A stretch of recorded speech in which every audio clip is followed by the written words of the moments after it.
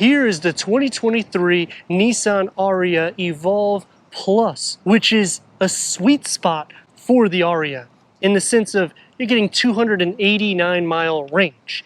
If you option the all-wheel drive, you get the more powerful horsepower and torque and motivation to the 0 to 60. Here, it will be a little bit less because this is going to be the standard trim with white on black exterior and a light gray interior. I'm Anthony from Hawkeye Rides, and I'm going to explain the different power variants, your charging times, how quick the vehicle is with comparison to its rivals, taking you inside and showing you the spacious, more airy interior for this EV and take it for the drive. In the front, we do not receive a front, but we do get LED headlamps and signature LED daytime runnings. What I like about this design is it's still off of the Rogue fascia, but it's electrified. That's what the grille is emphasizing with this new V-Motion grille pattern on the lower, active grille shutter, front and rear parking sensors, and a 360-degree reverse camera. What's more unique about the Ariya compared to the Ford Mach-E, Volkswagen ID.4, Hyundai Ioniq 5? This is going to feel like an actual gas-powered vehicle, but it's all electric. Best-in-class clearance at 7.9 inches. The gloss black elements for the two-tone make it look a little bit more sharp. Also more futuristic, but not giving us that spaceship design which we're used to with like a Tesla model. Around the fenders, the gloss black bulges outwards.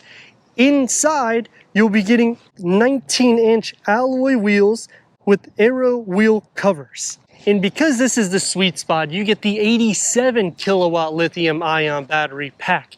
It's going to produce less than the all-wheel drive at 238 horsepower and 221 pound-feet of torque, reaching 60 at 7.2 seconds instead of 7.1 seconds for the base trim. So the motivation is going to be a tenth of a second slower. The Ventura will be the best for range at 304 miles. You get the slope roof design, which will copy the Ford Mach-E and the Volkswagen ID.4. But you're not losing the headroom. You will lose cargo compared to the Rogue. This is about 2.8 inches smaller in wheelbase and about 0.1 inches smaller in length, but you're still getting the towing capacity at 1,500 pounds, and you still get optimal headroom in the rear. It's actually going to be better than the front occupants.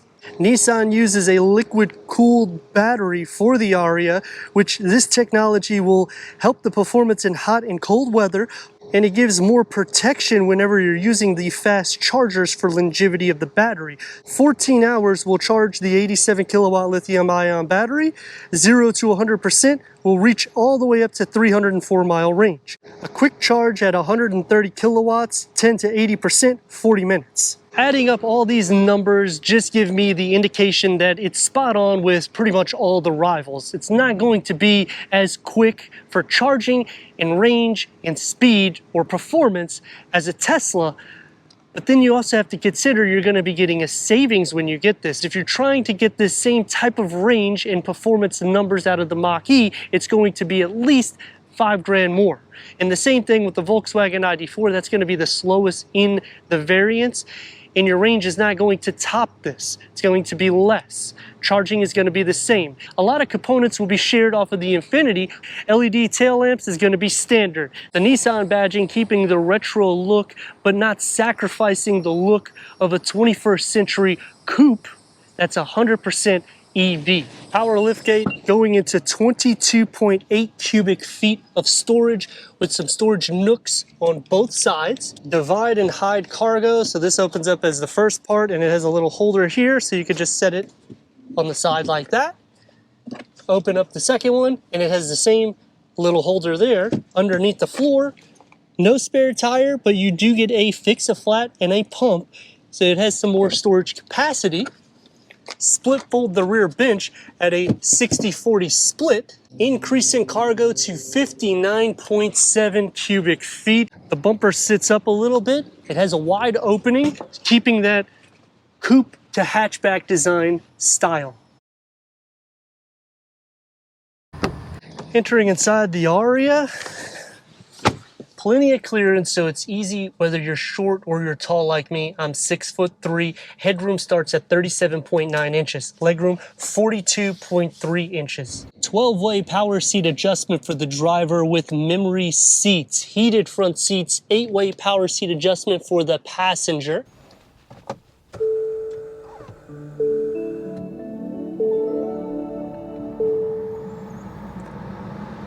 More airy and open concept. So the dashboard is going to be more of a round but long structure with the soft materials that will be encasing the 12.3 touchscreen infotainment with wireless Apple CarPlay, Android Auto, Sirius XM, AM, FM, streaming Bluetooth audio. Put it into reverse. We have a 360-degree reverse camera, full trajectory for the front and the rear. You can also change different camera icons. A physical button to turn on the audio sound system and rotary knob to turn it up and down with the buttons that are in the wood interior. The dual glove box setup, so you'll have one for the passenger and you'll have an electronic where you can fit a laptop. Very intuitive. Push button start, the goldish brown inlays for the air vents that run seamlessly through the driver's side with a lot more button functionalities because this is fully loaded. The gauge cluster is a 12.3 digital reader. It is configurable and it does have an array of information for the driver. 2-spoke leather wrapped steering wheel, adaptive cruise control, lane keep assist, multi-function, and the stocks. The center cluster is even more unique because you can move it forward or you can move it backwards. So depending on your height, you can adjust this to make it more user-friendly for you and the occupants in front. With a pass-through, more or less, little storage compartment, USB 12-volt, more of a flat floor for the passenger. You do have a little bit of a lip on the driver's side, but you can just relax if you're at a stoplight. Driver mode select is on the wood, so when you push onto it, you got your Sport, Standard, and Eco, plus the E-Step, and the gear lever with the gloss black. Open up in here with the wireless charging pad, and you have a storage compartment right behind it. It's going to be more soft to rest. The door panels integrate into the dashboard. With the ambient lighting that surrounds it, everyday material will be on the top, going to be soft where it needs to be, one touch up and down for all the windows. Everything is dual pane. Storage pocket with a beverage holder carved out in the front. With a digital rear view mirror and a large pano moonroof that goes to the back seats. As soon as I open it. For the back seat, headroom at 38.3 inches, which is going to be right on point with pretty much all the EVs. But where it gets even a little bit more better is 37 inches of legroom, rear heated back seats, 2 USB, air vents in the center, and storage behind both of the front seats. The door panel integrates with the side pillar and the front. So I like the design that carries on into the back, and it's going to be soft where it needs to be, one touch up and down, and you still get the pattern design with a beverage holder in the bottom. Sitting into the center, because we have the pano, you do lose about, I would say maybe 3 inches, give or take, in the center predominantly. But it's still doable if you're not wearing a hat. It will graze against your hair. Leg space is not going to be an issue, nor is butt or shoulder space. Feet space is good because the center console is adjustable, so it does make it optimal for having room for somebody in the center. 289 mile range is what you're getting with the Evolvo Plus, which is a 2-wheel drive. Comparing it to the rivals in its segment, the Hyundai EV6 and the Ford Mach-E will be more in the total range.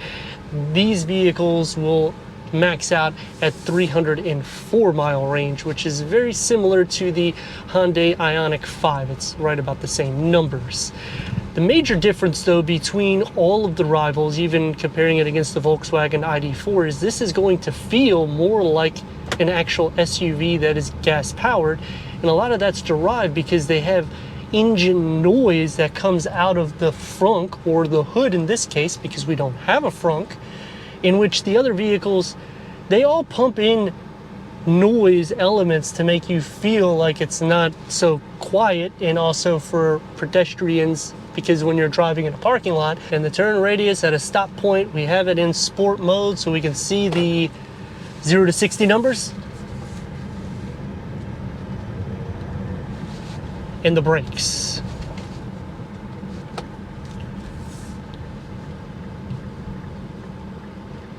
When you push the EV pedal, it's going to be a little bit slower than some of the rivals, but it still will be competitive with the Volkswagen ID4. And if you get base trim vehicles, they're all about the same margin in the 0 to 60. The Kia will be one of the faster charging from 10 to 80%, 18 minutes. So it's a little bit quicker than half the time of this. This is very quiet too. Here we go. Some maneuverability, so you can see the steering wheel is pretty light. It does have a little weight to it. And keeping up with traffic is not going to be an issue. The ground clearance is good. You sit elevated a lot better so than some of the rivals, meaning the EV6 and the Hyundai Ioniq 5. The Volkswagen ID4 is going to be a similar sit. This is going to be a little bit more playful. It's going to take me to some pros and cons, and starting off with the pros, I like how this feels more like a regular traditional engine instead of a EV, because what happens when people buy EVs, there is a syndrome going around where people are looking at the range and they start getting really stressed because maybe they can't find charging ports, even though it's listed on the infotainment. Maybe they're not working, or something's wrong, or they have to wait too long. There's a lot of variables. So what happens is some people buy them and get rid of them so quickly because of all of these variables. I feel like you're not going to have that issue in this because it feels so much like a combustion engine.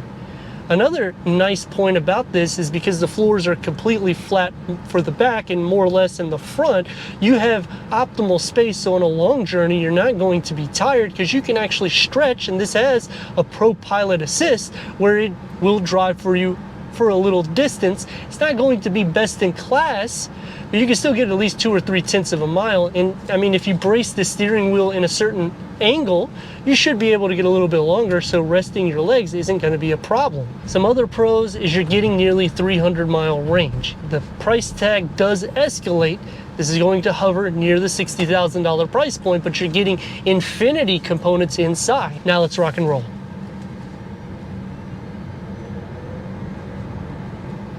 And you see, it's not going to throw you back. You're not going to feel sick to your stomach. So it feels very normal for an SUV drive. Some cons about the vehicle is this touch interface. It's a little bit hard. You have to really push on it. Not so much on this center console area, but on the dash area. Also, the Nissan connection. Whenever you're saying, "Hey Nissan," it comes and goes, but when it comes, it does take a little bit of time to boot up. It feels like it's an older processor, even though this is a newer vehicle. The digital rear view mirror, I don't like the box structure because this looks not as elegant as the rest of the car. I wish they would have put the Infinity one because it looks a lot more sharp inside. It makes me not even want to really look at the rear view mirror, even though it's edgeless. Charging times, when you get the more powerful variants, get worse. You're going to take an extra few minutes, and you're not going to get as much distance depending on the tier that you go, but this is also very similar in all of the competition. For me personally, I'm not a big EV guy. I'm just not into the movement. I don't see the infrastructure coming for a very long time, because if we were to do this infrastructure that everybody's trying to push, I mean, think of it like this. Every time we build a housing division, you have to build a grid. So if you do that for every gas station, in which there's gas stations sometimes 3 in an area. So if you have to build a grid for each of those, that's 3 grids. Where are you going to put all of that? So a lot of the electricity that we're putting in, waiting 40 minutes to charge, is still off of coal. You're talking around 80 to 85% of it. So I'm wasting 40 minutes of my time to still use fossil fuel. I just don't see the purpose right now trying to get a 1%er vehicle in the mainstream. If you're looking for it, this is my favorite variant. But me personally, I mean, unless you're just using it day in and day out, I just don't see the functionality, because if I need to go to Miami, I'll have to stop for electric, in which I might have to do that twice, depending on how much I push the pedal or how hot it is. With the liquid cool system, it does make it a little bit more optimal than some of the rivals, because for hot environments, it does help the battery, and for quick charge, it's not gonna burn it out as much, but you will start losing range as the years progress. So all these things you really do need to soak in and absorb, because if you're wanting to spend $50,000, $60,000 on an all-electric vehicle, is it something that's going to change much? I don't see that for a good 20, 30 years. But you can say something in the comments to let me know what you think about that. And if you're new to the channel, consider subscribing, give a like. I'd like to thank Nissan Brandon for giving us this 2023 Nissan Ariya for our car review. Thank you for watching.